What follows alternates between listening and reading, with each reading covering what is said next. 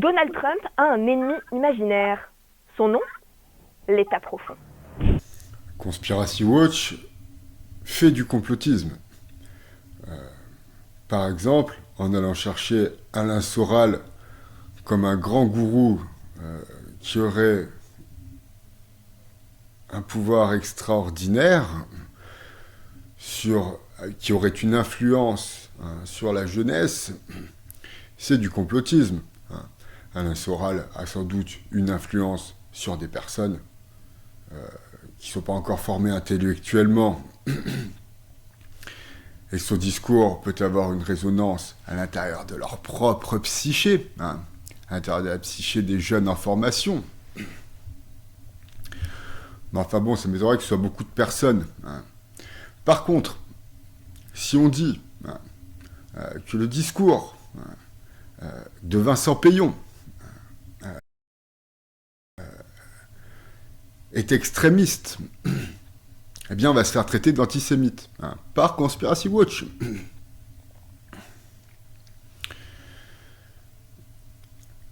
Mais le propos de cette vidéo, c'était surtout, c'était pas de dire que Conspiracy Watch était donc voilà une puissance qui se battait pour l'avilissement du peuple, même si c'est ce qu'ils font, mais c'est pas l'objet de la vidéo. L'objet de la vidéo, c'est d'expliquer ce qu'ils font.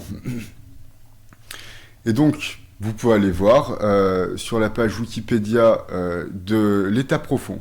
Tapez sur Google ou sur votre moteur de recherche préféré, État profond Wikipédia. Et vous allez tomber sur une toute petite page.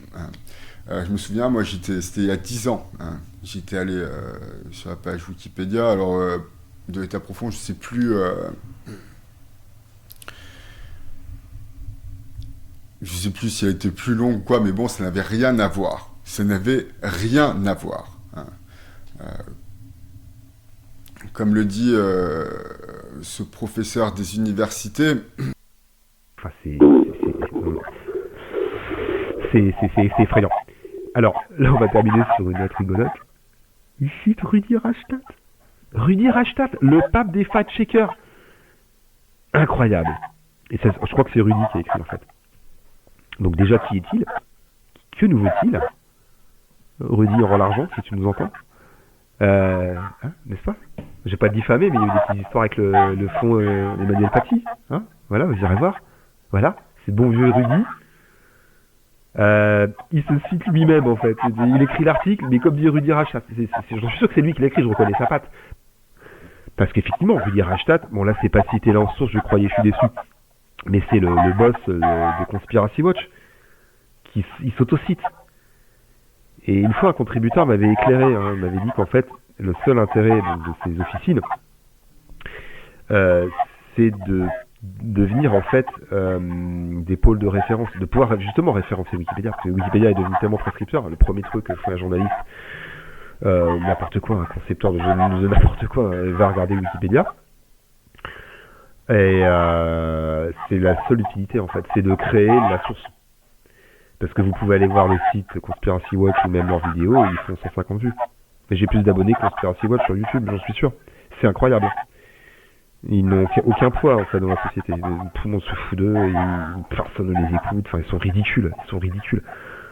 Qu'on soit en croisade contre la désinformation, c'est une chose. Mais qu'on en pratique soi-même la désinformation au nom de la quête de l'information, là on est dans l'absurde. Donc ouais, ce bon vieux Rudy, on te voit. Et voilà. Alors pareil, j'ai regardé quand même une des pages par curiosité. J'ai dit tiens, les jours c'est quoi?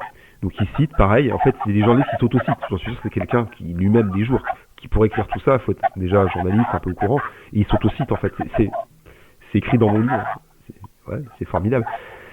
Les jours, un site web d'information, dans sa de référence, d'anciens journalistes de Libération. Voilà, donc c'est eux qui vont vous mettre un label d'extrême droite, pro-russe, Kremlin, poutinolâtre, rouge-brun, tout ce qu'on veut, et après c'est à vie en fait.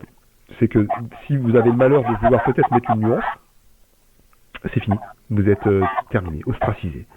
C'est assez effrayant. Donc Caroline Galacteros, je pense que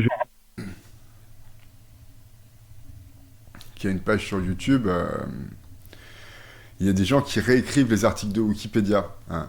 Et comme le dit Obscurcia, hein, qu'on veuille ou non, Wikipédia est ce qui se rapproche le plus d'une mémoire collective. Alors, pas forcément pour sa véracité ou pour sa précision, mais plutôt pour son accessibilité. Le problème, comme on l'a vu tout au long de cette vidéo, c'est qu'une poignée d'individus peut contrôler secrètement des faits que des millions de personnes consulteront quotidiennement. Imaginez maintenant qu'un pays entier ait été victime d'une réécriture silencieuse, totalement mensongère, et faite insidieusement pour façonner la jeunesse d'une nation entière. Eh bien, c'est ce qu'a subi la population croate pendant près de 15 ans sur Wikipédia. Sur une vidéo qu'il a faite, il y a des gens qui réécrivent l'histoire sur Wikipédia. Alors moi, je suis toujours un fervent supporter, un fervent partisan. Je fais des dons à Wikipédia. Hein. Je fais des dons à la SPA, je fais des dons à Wikipédia, je fais des dons à Wikipédia parce que je trouve que c'est vachement bien. Hein. Mais il y a des gens qui utilisent Wikipédia et qui réécrivent l'histoire. Hein.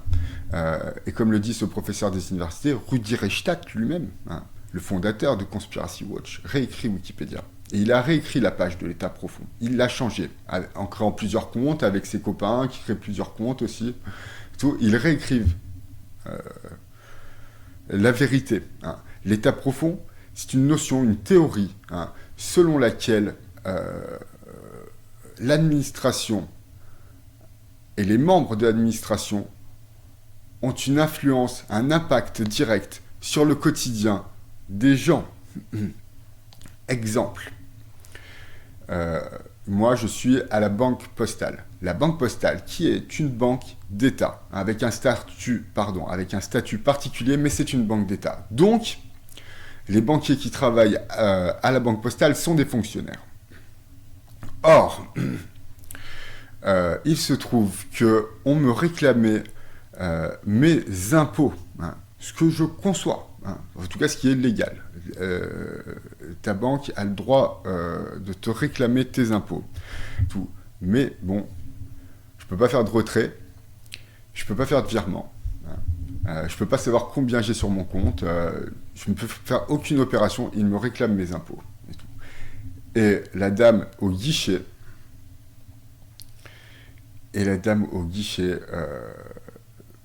me refuse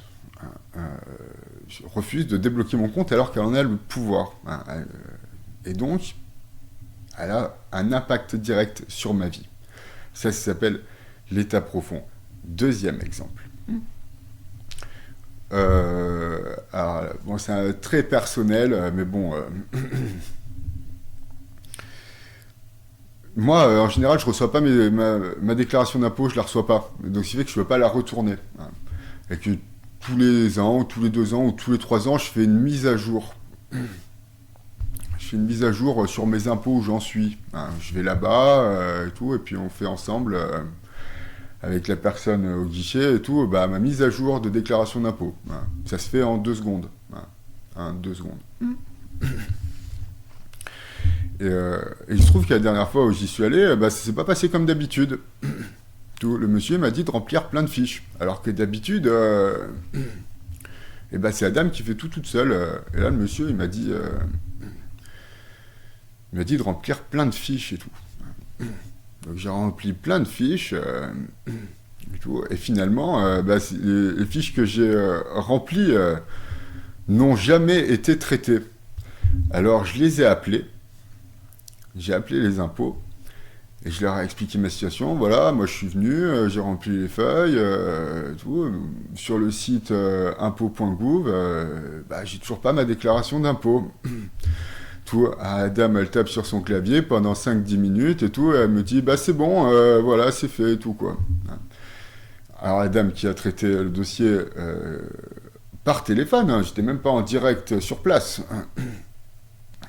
S'est montrée excessivement charmante et m'a permis d'avoir ma déclaration d'impôt sans laquelle mon compte serait toujours bloqué à la banque postale. Et bon, c'est vrai, mon compte y est débloqué. Tout. Mais le monsieur au guichet et tout, quoi, en fait, il m'a fait perdre beaucoup de temps dans la vie, quoi. Hein. Plusieurs mois, quand même, où j'avais mon compte bloqué. Hein. Et ça s'appelle l'état profond. Hein. C'est les fonctionnaires, ou les personnes en général, qui ont une influence sur ta vie au quotidien, hein, sur ce que tu ne peux pas faire au quotidien dans la vie. Ça s'appelle état profond. Et c'était comme ça l'article de Wikipédia avant que Rudi Reichstadt ne transforme la théorie de l'état profond en théorie du complot. Les théories du complot, ça existe. Quand on dit c'est les Américains qui ont pété leur tour pour déclarer la guerre en Irak. Bon, ça se trouve, c'est vrai. Hein. Moi, j'y crois pas trop, quoi. Mais bon, la théorie de l'état profond, c'est plus une théorie sociologique qu'une théorie du complot. C'est qu'est-ce que...